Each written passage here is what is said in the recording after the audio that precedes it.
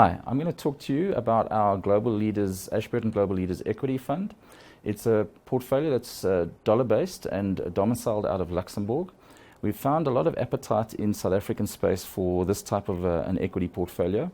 It's a concentrated portfolio of no more than 25 stocks. Currently holds 20 stocks, and they're all mega caps. Mega caps in that you'll recognize pretty much every stock in the portfolio, either the product or the name itself. It's along the lines of Anheuser-Busch, Nestle, Johnson & Johnson, JP Morgan. Really what we're trying to achieve with this portfolio is give clients access to the equity market, but what we would consider good quality stocks. What do we mean by good quality stocks?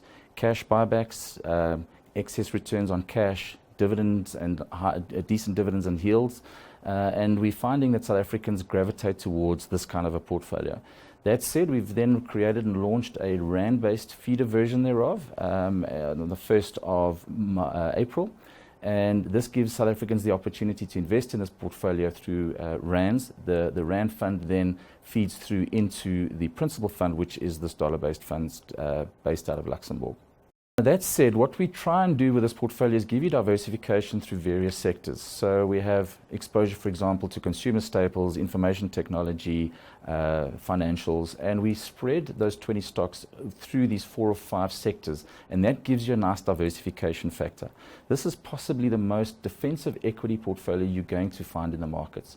We hope to partake of upward movements in the markets, but when markets are in trickier times and moving south and sideways, this will give you a bit of an underpin in terms of some risk justification.